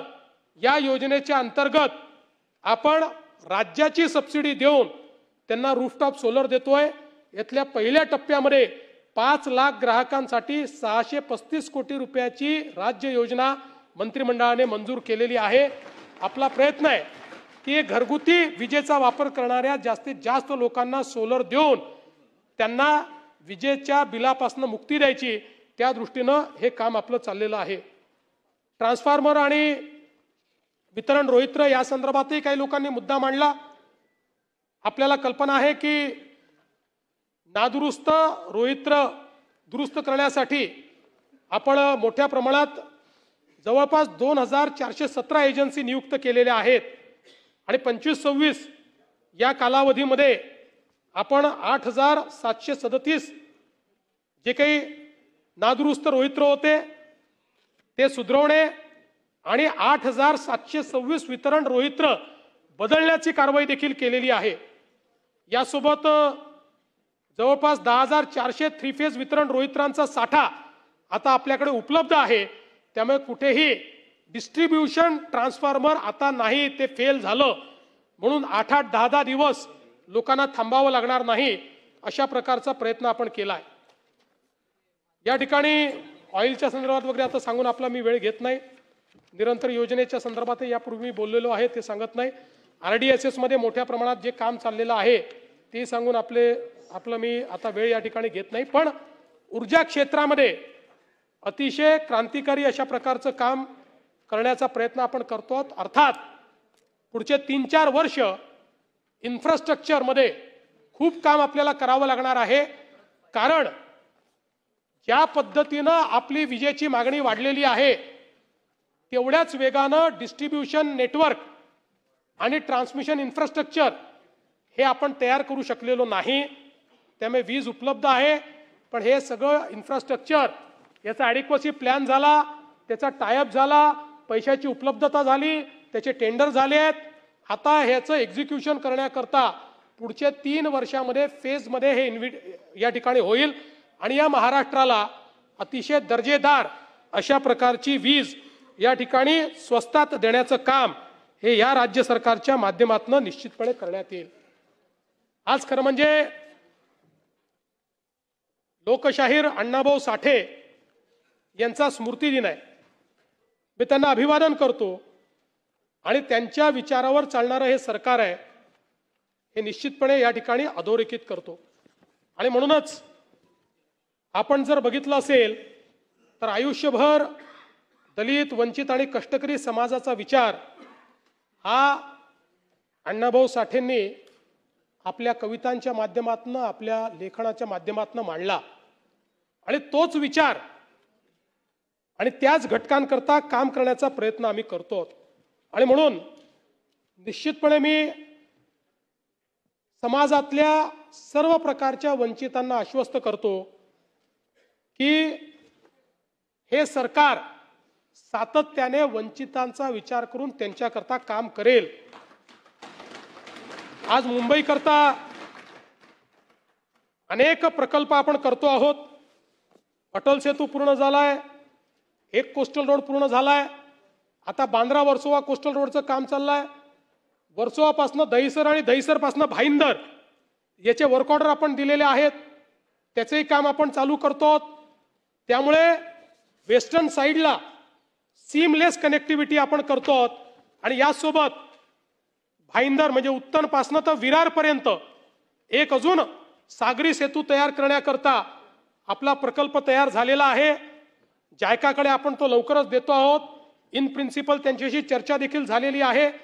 त्यामुळे जवळपास विरारपासनं तर आमच्या अध्यक्षांच्या कुलाब्यापर्यंत संपूर्ण एक सेतू, एक इंटिग्रेशन हे या ठिकाणी उभं होणार आहे. आपल्याला कल्पना आहे की सांताक्रूज चेंबूर लिंक ईस्टर्न आणि वेस्टर्न फ्रीवेसाठी सिग्नल फ्री असा कॉरिडॉर 6.45 किलोमीटरचा आपण तयार करतो. ऑरेंज गेट टनेल प्रकल्प म्हणजे आपण ईस्टर्न फ्रीवेवरनं उतरलं की थेट एका टनेलमध्ये शिरू आणि चौपाटीवर बाहेर निघू, अशा प्रकारचा प्रकल्प याचं काम सुरू झालेलं आहे. बांद्रा वर्सोवा सी लिंक 90 मिनिटाचा प्रवास 10 मिनिटावर येणार आहे. Thane Borivali twin tunnel 23 kilometre via Ghodbunder, यामुळे 12 किलोमीटरचा प्रवास आणि वेळ वाचणार आहे, याचं काम आपण सुरू केलेलं आहे. विरार अलिबाग कॉरिडॉर या संदर्भात लँड ॲक्विजिशनचं काम आपण सुरू केलेलं आहे. ठाणे क्रिक ब्रिज मुंबई आणि नवी मुंबई कनेक्टिव्हिटी ॲडिशनल ब्रिजमुळे वाढणार आहे. ऐरोली ते कटई नाका प्रकल्प हा देखील आपण हातामध्ये घेतलेला आहे. मुंबईमध्ये 330 किलोमीटरचं मेट्रो नेटवर्क तयार होत आहे. मेट्रो 3चे 2 टप्पे खुले झाले आहेत. लवकरच मेट्रो 3 पूर्णपणे कार्यान्वित आम्ही करणार आहोत. ऑक्टोबरपर्यंतही कार्यान्वित करण्याचा आमचा प्रयत्न आहे. दहिसर डीएन नगर मंडाले, वडाला ते कासरवडवली, ठाणे भिवंडी कल्याण, स्वामी समर्थनगर विक्रोळी, अंधेरी ते दहिसर, मीरा भाईंदर, नवी मुंबई, गायमुख, शिवाजीनगर, कासरवडवली, गायमुख मीरा रोड, तळोजा ते कल्याण, मीरा रोड ते विरार, विक्रोळी ते बदलापूर, अशा 14 मेट्रो मार्गाची आपण या ठिकाणी करतो आहोत. आणि याकरता एकात्मिक तिकीट प्रणाली आपण तयार केलेली आहे, ती यशस्वी झालेली आहे, त्याचं ट्रायल चाललेले आहेत. या एकात्मिक प्रणालीमुळे एक तिकीट आपण जर घेतलं तर या तिकिटावर आपल्याला मेट्रो, सबअर्बन रेल्वे, मोनो, बस आणि वॉटर ट्रान्सपोर्ट अशा सगळ्या ट्रान्सपोर्टेशन मध्ये प्रवास करता येणार आहे. आणि हे तिकीट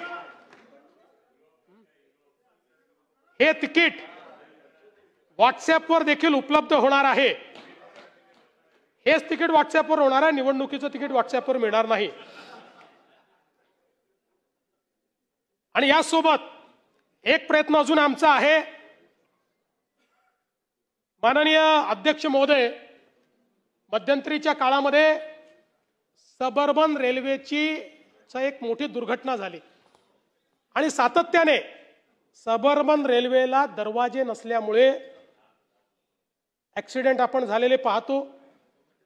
अतिशय वाईट परिस्थितीत लोक प्रवास करतात. आज 2 क्लासेस आपण तयार केलेले आहेत. एकीकडे मेट्रो आहे जी पूर्णपणे एसी आहे, ज्याचे दरवाजे बंद होत आहेत, ज्याच्यामध्ये प्रवासाची ईज आहे, तीही मुंबईकरांना आहे. आणि दुसरीकडे सबअर्बन रेल्वे आहे की ज्याच्यामध्ये अतिशय दाटीवाटीत लोक प्रवास करतात आणि ज्याला दरवाजे नसल्यामुळे ॲक्सिडेंट होतात. आणि म्हणून माननीय मोदीजींकडे आणि माननीय रेल्वे मंत्र्यांकडे आम्ही अशी मागणी केली होती की मेट्रो सारखे कोचेस हे सबअर्बन रेल्वेला दिले पाहिजे, म्हणजे जे पूर्णपणे एसी असतील आणि दरवाजे ज्याचे बंद होतील. आणि ही पण मागणी केली आहे की हे जरी कोचेस लावले तरी तिकिटामध्ये 1 रुपयाची वाढ न करता हे कोचेस लागले पाहिजे. आणि मला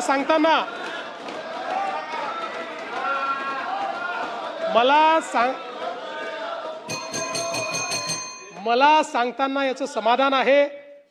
आजच सकाळी माननीय रेल्वे मंत्री मुंबईमध्ये होते आणि त्यांनी हे सांगितलं की आम्ही या संदर्भात सकारात्मक निर्णय घेतो आहोत.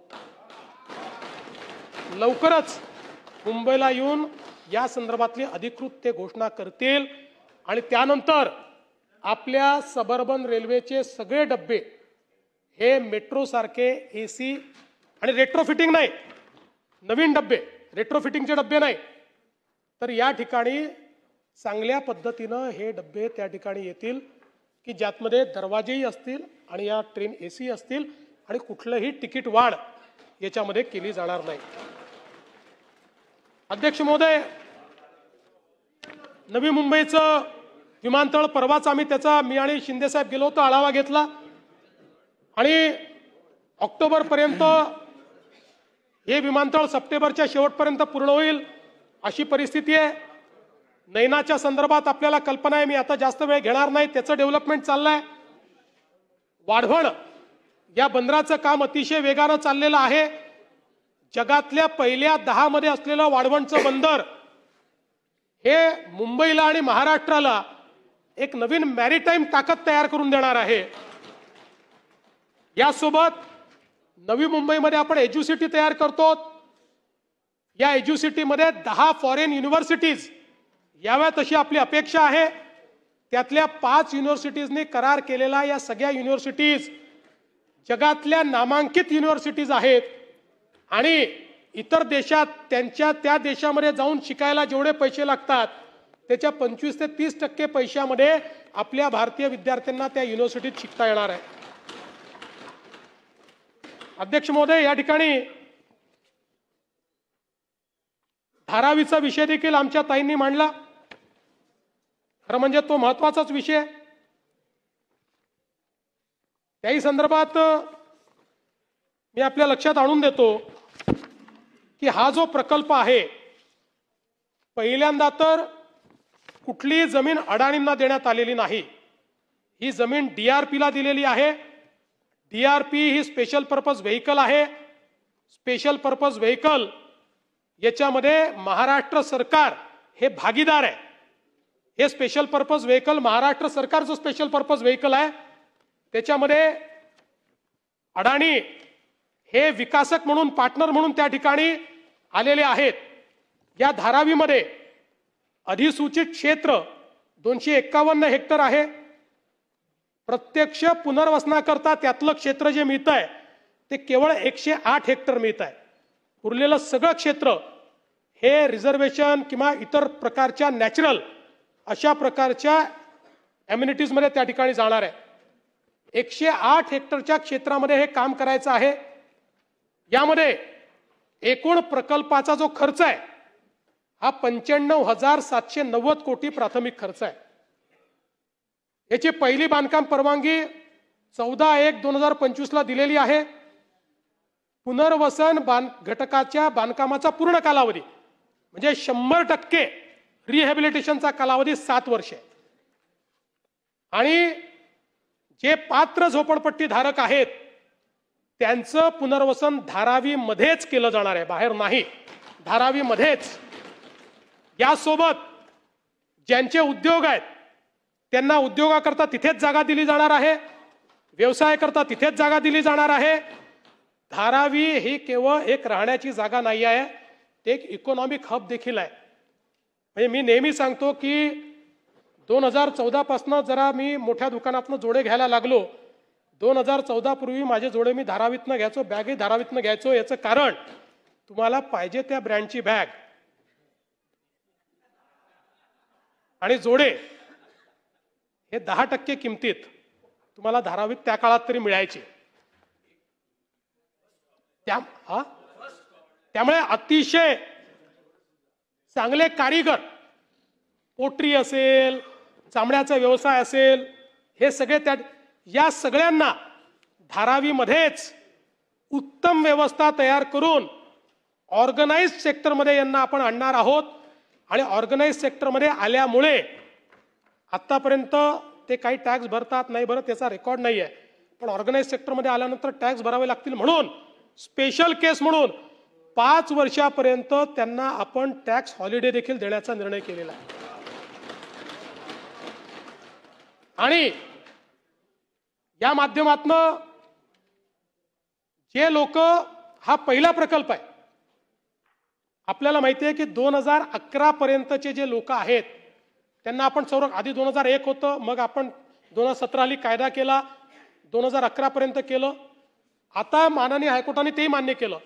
माननीय कोर्टाच्या निर्णयानुसार 2011 नंतरचे किंवा वेगवेगळ्या कारणाने अपात्र लोक यांना आपल्याला घर देता येत नाही. हा पहिला प्रकल्प असा आहे की ज्या प्रकल्पामध्ये आपण निर्णय केला की अर्ध्या लोकांना घर द्यायचं आणि अर्ध्या लोकांना तुम्ही बाहेरही काढून टाकलं, कुठेतरी जाऊन ते झोपडीच तयार करणार आहेत, त्यांना तर राहावं लागणारच आहे.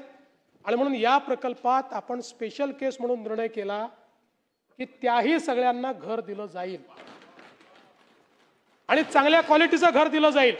आणि आत्ता आपण त्याला रेंटल हाऊसिंग म्हणतोय, कारण माननीय उच्च न्यायालयाच्या निर्णयाप्रमाणे आपल्याला आज त्यांना पक्क घर देता येत नाही, पण 12 वर्ष रेंटल हाऊसिंग मध्ये ते जर राहिले तर ते घर त्यांच्या नावे करण्यात येईल. हाही निर्णय आपण केलेला आहे. त्यामुळे 10 लाख लोकांना त्यांचं स्वतःचं घर या ठिकाणी आपण देणार आहोत.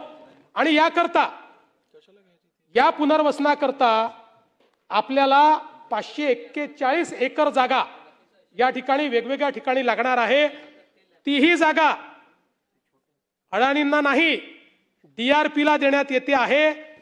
आणि त्या जागेवर त्यांना सेल युनिट करता येणार नाही, कमर्शियल करता येणार नाही, केवळ त्या ठिकाणी रिहॅब ते करतील आणि रिहॅबला लागणारी थोडी दुकानं किंवा काय जे काय असेल ते त्यांना करता येईल, याच्या व्यतिरिक्त करता येणार नाही. आणि म्हणून आपण जर या ठिकाणी बघितलं तर हा जो काही प्रकल्प आपण करतो आहोत, देशातला नव्हे कदाचित जगातला सगळ्यात मोठा अर्बन रिन्युअलचा प्रकल्प हा या ठिकाणी तयार होणार आहे. आणि या दृष्टीनं जवळपास आता 90% होम टू होम अशा प्रकारचं सर्वेक्षण झालेलं आहे. लोकांनीही समर्थन दिलेलं आहे. ठीक आहे, काही लोकांचा विरोध असेल, तो असतोच, पण आता धारावीमध्ये याला मोठ्या प्रमाणात लोकांचंही पाठिंबा याला मिळतो आहे. आणि ताई, तुम्ही जे काही लक्षात आणून दिलं की काही लोक नसताना म्हाताऱ्यांच्या सह्या घेतल्या वगैरे, असं अजून घडलेलं, पण घडलं असेल तर पुन्हा असेल तर पुन्हा त्यांच्याकडे पाठव, काही अडचण नाहीये. पुन्हा त्यांच्याकडे तुम्ही अशी नावं द्या, त्यांच्याकडे पुन्हा सर्वेक्षणाला जातील. कारण हा प्रकल्प आपल्याला एक असा प्रकल्प करायचा आहे. मला विश्वास आहे पुढच्या 3 वर्षात जेव्हा रिहॅब तयार होताना दिसतील आणि झालेले असतील आणि आपण डिलिव्हर करू पहिल्या सेक्शनला, त्यावेळी मुंबईतल्या झोपडपट्टी धारकांमध्ये एक विश्वास निर्माण होईल आणि स्लम फ्री मुंबईचं जे आपलं स्वप्न आहे ते स्वप्न आपण निश्चितपणे पूर्ण करू शकू. आणि म्हणून हा जो प्रकल्प आहे हा अत्यंत महत्त्वाचा असा प्रकल्प आहे. आणि म्हणून सिडकोचा विकास असेल, इंदू मिलचं स्मारक असेल, नवी मुंबईत एक्झिबिशन सेंटर असेल, अशा अनेक गोष्टी. आणि मला हे सांगताना समाधान आहे की 2014 ते 19 या सभागृहामध्ये जे जे अनाउन्समेंट केली, जे जे बोललो, त्या सगळ्या गोष्टी आज होताना दिसत आहेत. आणि मी निश्चितपणे शिंदे साहेबांचे आभार मानेन. ते मुख्यमंत्री असताना त्यांनी कुठेही याचा वेग कमी होऊ दिला नाही. अजितदादांचे आभार मानेन. ते कुबेर आहेत, त्यांच्याकडे आमची तिजोरीची किल्ली आहे, त्यांनी ही तिजोरी अडवली नाही, नाहीतर डुप्लिकेट किल्ली तयार करावी लागली असती, पण त्यांनी ती संधीच आम्हाला दिली नाही. आणि म्हणून आताही जे प्रकल्प आम्ही सांगतो आहोत, या मुंबई आणि MMRचा चेहरा बदलणारे, इथल्या सामान्य माणसाच्या जीवनात परिवर्तन करणारे, हे निश्चितपणे आपण करून दाखवू. खरं म्हणजे प्रत्येक वेळी वर्ष 1.5 वर्षांनी लोक जेव्हा मुंबईत येतात त्यावेळी एक बदललेली मुंबई ही आपल्याला पाहायला मिळते. अण्णाभाऊ साठेंनी जी व्यथा मुंबईत अनुभवली ती व्यथा दुसऱ्या कोणाच्या वाट्याला येऊ नये अशा प्रकारचा प्रयत्न आपण करतोय. म्हणून अण्णाभाऊ साठेंची एक कविता आहे मुंबईवर, फार महत्त्वाची आहे. त्यांनी काय अनुभवलं? या मुंबईत गर्दी बेकारांची, त्यात भर झाली माझी एकाची. मढ्यावर पडावी मुठभर माती, तशी गत झाली आमची.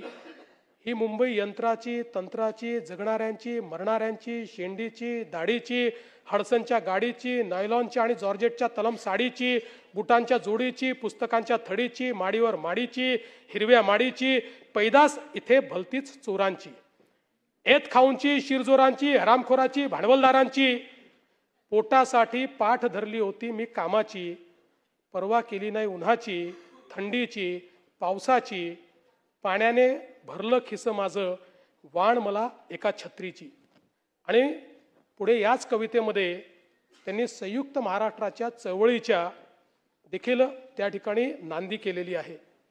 आणि म्हणून पुन्हा एकदा मी सांगू इच्छितो, ही कविता वाचण्याचं कारण एवढंच आहे की 4 महिन्यानंतर भाषणं सुरू होतील. महाराष्ट्रापासून मुंबईला तोडण्याचं षडयंत्र सुरू झालेलं आहे. त्यामुळे आता सांगतो, मुंबईला महाराष्ट्रापासून कोणी तोडू शकत नाही. कोणाचा बाप, बापाचा बाप, त्याचा बाप, त्याचा बाप, त्याचा आजा आला तरीही मुंबई महाराष्ट्राचीच आहे, ती महाराष्ट्राचीच राहील. आणि या हजारो पिढ्या, आणि या महाराष्ट्रामध्ये मराठी माणसाचा आवाज, या मुंबईमध्ये मराठी माणसाचा आवाज बुलंद राहील. आणि म्हणून आज या निमित्ताने एक आधुनिक मुंबई, एक सर्वसमावेशक मुंबई आणि तसाच प्रगतिशील महाराष्ट्र घडवण्याचा प्रयत्न आम्ही करू, अशा प्रकारचं मी या चर्चेच्या उत्तरात सांगतो. काही सदस्यांनी अजून काही मुद्दे मांडलेले आहेत, त्याचे लेखी उत्तर त्यांना पाठवायचा प्रयत्न मी करेन, कारण सगळ्या इंडिव्हिज्युअल गोष्टींना या ठिकाणी उत्तर देता येत नाही. पण आपण सगळ्यांनी माझं उत्तर शांतपणे ऐकलं त्याबद्दल आपले आभार व्यक्त करतो. बिला घ्या, बिला बोला बोला बोला.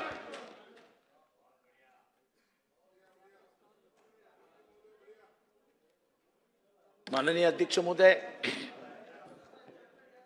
भाषण करत असताना माननीय मुख्यमंत्री उत्तर देत असताना नागपूर संबंधात बोलत असताना आपण ज्येष्ठ सदस्य यांना इन्व्हेस्टमेंट न येण्यासाठी आपण केलेलं विधान आहे असं म्हणालंय. पण नाही म्हणजे पण हे विधान करत असताना त्यांनी सभागृहात कृपया शांतता राखावी. तर त्याच्यामध्ये आधार कशाचा घेतला तर टाइम्स ऑफ इंडियामध्ये एक आर्टिकल आलं होतं. त्या टाइम्स ऑफ इंडियाच्या आर्टिकलमध्ये असं म्हटलं होतं की there is 52% surge in murders and that is why there is high alert in Nagpur. दुसरी गोष्ट, आपण भोंग्यांबद्दल बोललात. आपल्याला आठवण करून देतो की आपण मान्य केलं होतं खूप भोंग्यांचं जे डेसिबल आहे ते डेसिबल वाढवून घेण्यासाठी आपण कोर्टात जाणार आहोत, जेणेकरून काही अंशी ही समस्या कमी करता येईल. आपल्याकडनं कामाठी पुरा रिडेव्हलपमेंटच्या बाबतीत काही अपेक्षा होत्या, पण त्याबाबत आपण त्याला कुठेही स्पर्श केला नाहीत. तसेच मी आपल्याला व्यक्तिशाही सांगितलं होतं आणि कालच्या जयंत पाटील यांच्या भाषणामध्ये येऊरमध्ये जमिनीचे चाललेले प्रचंड घोटाळे, आदिवासींच्या जमिनी बळकवण्याची प्रकरणं, वन खात्याच्या जमिनीवरती TILR करण्याचे